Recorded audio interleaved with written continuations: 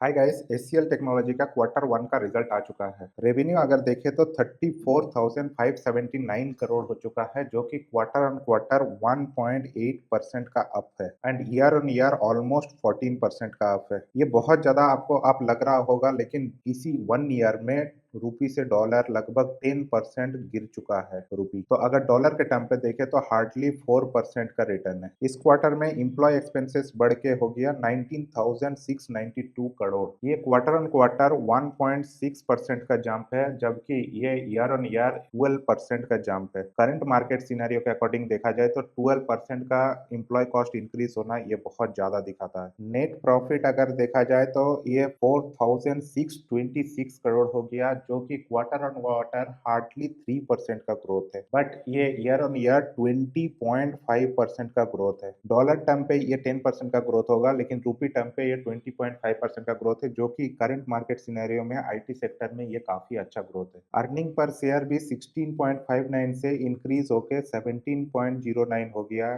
जो कि ये ईयर ऑन ईयर लगभग 20% का ग्रोथ है। एंड 12 रुपीज का इंटरिम डिविडेंड दिया गया। ये 24 रुपीज जो दिख रहा है, पहले 12 दिया गया था, अभी 12 और दिया गया, तो टोटल 12 रुपीज का इंटरिम डिविडेंड दिया गया। अभी तक मुझे ये समझ में नहीं आता कि ये कंपनीज कब डिविडेंड देना बंद करके आर&डी पे खर्चा करेंगे। सेगमेंट वाइज अगर रेवेन्यू देखे तो आईटी एंड सर्विसेज पे सबसे ज्यादा रेवेन्यू जनरेट होता है। ये क्वार्टर ऑन क्वार्टर 2.4% से इंक्रीज हुआ एंड ईयर ऑन ईयर ये 16% से इंक्रीज हुआ है। इंजीनियरिंग एंड आर&डी सर्विसेज 5,690 करोड़ पहुंच गया, जो कि क्वार्टर ऑन क्वार्टर डिक्रीज हुआ है 1.6% से, लेकिन ईयर ऑन ईयर ये 10% से इंक्रीज हुआ है। एंड एचसीएल सॉफ्टवेयर का रेवेन्यू देखे तो 2,840 करोड़ हो गया इस क्वार्टर में, जो कि क्वार्टर ऑन क्वार्टर 3% से अप हुआ है एंड ईयर ऑन ईयर सिर्फ 4.4% से अप हुआ है। सेगमेंट वाइज अगर प्रॉफिट देखते हैं तो आपको पिक्चर क्लियर हो जाएगा, जो कि आईटी एंड बिजनेस सर्विसेज में 4,420 करोड़ का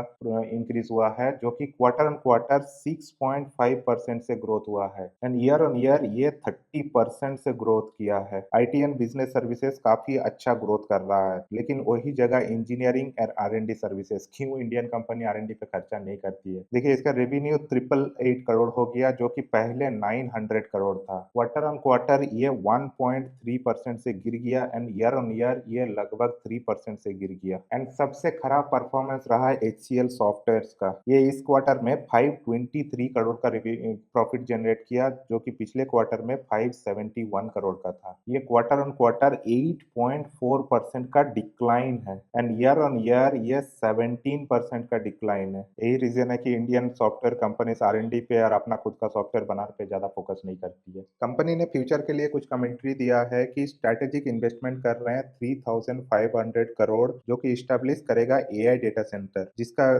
कैपेसिटी होगा 50 मेगावाट। और कंपनी का कहना है कि इन फ्यूचर 2030 तक हमें डेटा सेंटर का कैपेसिटी चाहिए 5 to 7 गीगावाट, और करंटली सिर्फ 1.8 गीगावाट अवेलेबल है। तो ये सेक्टर में काफी ज्यादा ग्रोथ है। तो आपको अगर इस तरह का वीडियो अच्छा लगता है तो प्लीज सब्सक्राइब कीजिए। एंड आप अगर कोई भी कंपनी चाहते हैं कि हम लोग उसको ट्रैक करें तो कमेंट में उस कंपनी का नाम लिख दीजिए। हम लोग क्वार्टर ऑन क्वार्टर उसका इस तरह का वीडियो बनाते रहेंगे, जो कि आपको इन्वेस्टमेंट डिसीजन लेने के लिए काफी ईजी होगा।